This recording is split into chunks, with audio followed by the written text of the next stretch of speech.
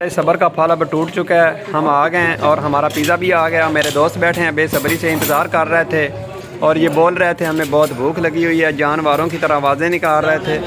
और ये देखें हमारी ये कोल्ड ड्रिंक भी आ गई है जनाब, कोका कोला की। और ये जो प्लास्टिक के साथ उन लोगों ने गिलास दिए हैं।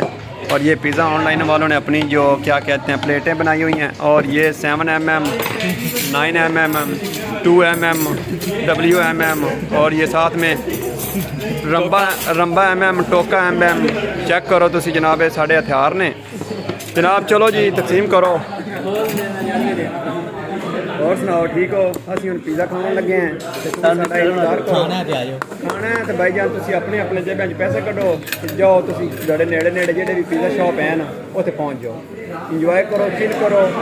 असी चिल कर रहे हैं बड़े सुकून माहौल नाल। ए जनाब बाट साहब पिज़्ज़ा तकसीम कर रहे हैं। भाई फरीद साहब ने तो बड़ी जल्दी है, चेक करो तुसी तड़फ रहे हैं, लश्करे मार रहे हैं, चेक करो तुसी। हाँ जी ए लो ए हाजी साहब गिलास जोड़ी जा रहे हैं जिमें कि शादी ते आए होंगे ने। चेक करो तुसी ए बेचारे नूं पुछदा ही पिया ने, इन्हें सर्जरी करवानी, सिर ते वाल नहीं है, इन्हां दा मसला ये बन गया। ठीक है जी, फिर असीं हुण पिज़्ज़ा खा लईए। अल्लाह हाफिज़, ख्याल रखिया ज़्यादा है।